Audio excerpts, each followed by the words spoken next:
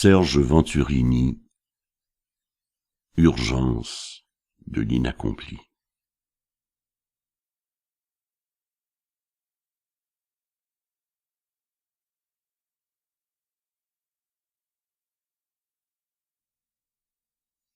Écrire, c'est brûler vif, mais c'est aussi renaître de ses cendres. Blaise Cendrars.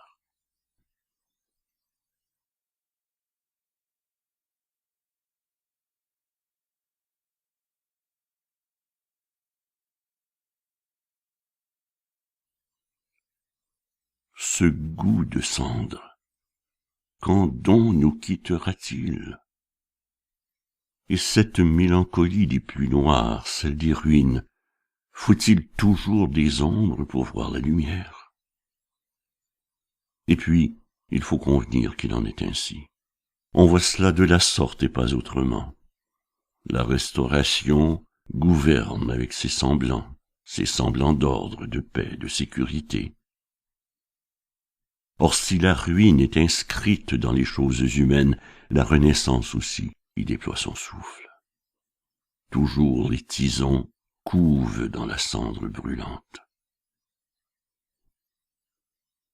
La force du fait accompli gère les apparences, mais une autre loi régit tous les phénomènes, celle de l'instabilité, celle du devenir, avec l'éclair comme sceptre, feu vert du combat.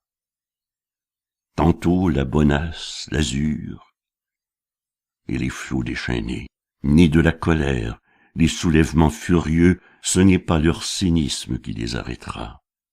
La plume, toujours la plume. Elle crie contre l'épée, à l'heure saignante des noirs ciseaux d'Anastasie. J'entends sonner les cloches, non pas celles des rameaux.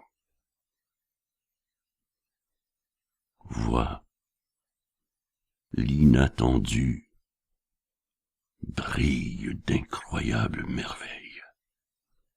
Derrière la porte fermée dort un trésor caché.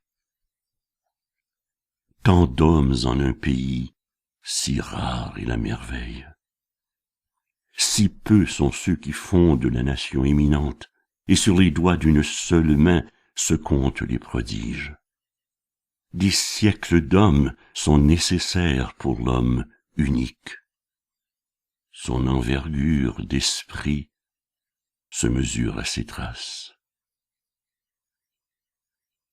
Les chiens de la postérité n'ont pas de flair. Aveugles, ils courent en meute où vont leurs maîtres. Mais le poète renaît toujours de ses cendres.